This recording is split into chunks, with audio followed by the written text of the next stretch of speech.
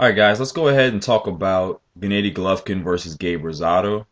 And let's just kind of dig into Gennady Golovkin a little bit and let's talk about this guy, man. I'm gonna give you my thoughts. Okay. Number one, pretty good fight. I guess kind of what I expected. Um, Gabriel Rosado was pretty game. He went in there and tried to do what he could do. But at the end of the day, you could see from the opening round that as soon as he felt Triple G's power, he pretty much got on that bicycle and pretty much wanted no part of it. And eventually this thing got stopped on cuts. Here's the thing, man. Here's the thing about Golovkin.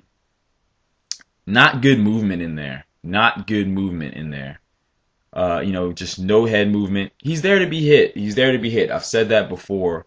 Rosado was really timid, and being due to the fact that he was a little bit of the smaller guy. He obviously didn't really want to deal with Golovkin's power too much. Okay, so he really wasn't able to exploit Golovkin's lack of defense, which I've said before. The guy doesn't have great defense. Okay, he's there to be hit. Said that before. But that being said, Rosado wasn't that much of the smaller guy. Here's a guy who's coming up from 154. He's a taller fighter, so he could fight at 160. But with his fighting style, Rosado is a guy who does need to be at 154. So, like I said, props to him for going up there. But all of that, out of the way, let's just dive into Gennady Golovkin a little bit. Okay? I want to see this guy get in there with some of the guys at 160. Some of the names. That's what I want to see him in the ring with, okay? He is going to have to step up his level of opposition. But I can't penalize this guy for not being able to fight the best guys out there when nobody wants to fight the guy. All right, and it's not just hearsay. People saying, "Oh, you know how people say certain fighters are ducking certain fighters." This isn't just hearsay. Okay, let's talk about how this man got the belt. This man got the belt because Daniel Geale, forfeited the title. All right, the WBA gave Daniel Geale an option. Daniel Geale is one of the top-rated middleweights in the world. They said, "Hey, you got to fight Gennady Golovkin. All right, we're tired of people ducking this guy. We want you to fight him, or we're stripping you of the belt." And he got stripped of the belt because he wouldn't fight Golovkin. Okay, the guy before that, Felix Sturm. Everybody knows who Felix Sturm is, right? Felix Sturm didn't want to fight Golovkin. Okay, for years he was sidestepping Golovkin. For a long time, they wanted him to fight Golovkin. So people are sitting here getting stripped of the belt because they don't want to fight this guy. Okay, it's a really risky fight. Now, a lot of people sit there and say, okay, he doesn't have a huge name, so why fight him? I understand that, but how many middleweights have huge names? How many middleweights have huge names? Sergio Martinez, who is probably one of the most popular middleweights, when you compare him to some of the bigger names in boxing, his name isn't even all that big. Okay? That's why Floyd Mayweather hasn't, signed on the line to fight him, because at the end of the day, his name isn't really that huge yet. Okay? To hardcore fans, yeah.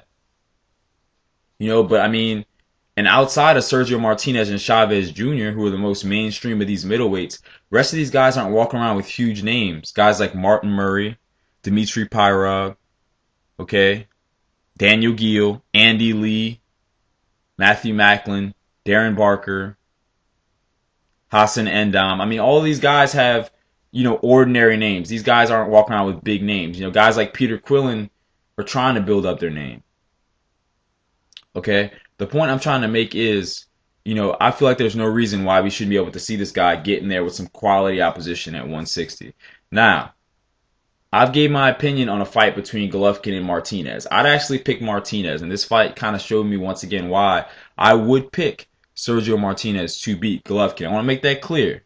I want to make that clear, Sergio Martinez fans, because, you guys simply just don't want this fight to happen.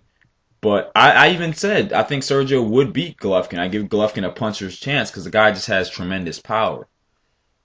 Okay, but it's still a fight that eventually, if Golovkin builds up his name, I don't see why it shouldn't happen. But yeah, Golovkin, I think a fighter that beats Gennady Golovkin is a fighter who has good angles, good movement, and just decent boxing ability. I don't think the guy's the hardest guy in the world to outbox. He's good at cutting off the ring. He's got a good solid jab, and he's good at looking for his power shots. Okay, he's good at his strengths, but he's really bad at his weaknesses. That's why I think a guy who's a good solid boxer could give him trouble. I actually expected Gabriel Rosado to give him more problems than he did because he has good movement, but his power was just able to really affect Gabriel Rosado, you know. But I want to see this guy get in there with the likes of a Felix Sturm, you know, maybe an Andy Lee, just somebody of that nature. I want to see him get in there and step up his competition.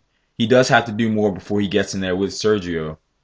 But that being said, you know, what I try to stress to these Sergio Martinez fans is when you look at the type at some of the guys that Sergio Martinez has fought, like the next guy he's about to fight, Martin Murray. These aren't huge names. Outside of Chavez Jr., as far as his recent fights, these aren't huge names. So how big do you guys want Gennady Golovkin to build up his name before this fight should happen? Okay. Like I said, I do admit that Golovkin needs to beat some credible opponents before he gets a shot at Sergio. It's only fair. I'm pretty consistent with my thoughts on those type of things. But that being said, once that happens, HBO is building him up. All right, HBO is really trying to build him up. Obviously, they see something that they like, you know, and they're trying to build him up. So once his name gets big enough at that point, if Sergio's not really trying to fight him, then I really have to question why. Okay, all of this taken into account, you know, my main overall point is you can't penalize a guy when other guys are ducking him. Okay, you can't penalize the guy himself for being ducked. All right, it's different when you're doing a Canelo Alvarez and you're not trying to fight anybody, you know, or when, you know, then when other guys are literally running away from you, they're running from the hills. They're running for the hills. Okay, so when people start really calling this guy out, and at that point, if he's not fighting better opposition, then I got to call him out on it. All right, but overall, decent performance by Golovkin. I really wasn't blown away. You know, like I said, once again, I saw in this fight that there's a lot of ways to beat this guy. And I still just want to see him get in there with the likes of, like I said, a Felix Sturm, a Daniel Gil, who avoided him. Let him get in there with some of those guys, some of the guys that Sergio fought, Matthew Macklin. Let's see how he does versus those guys. And if he does well enough, heck, we could put him in there with Sergio. Or like Calix suggested in his recent video, put him in there with Peter Quillin. I think that's a great matchup, you know. So somebody would walk away from that fight with a lot better of a resume and 2 titles, you know. So let's get some of these champions versus champion fight happening at middleweight, man. We need to spice things up.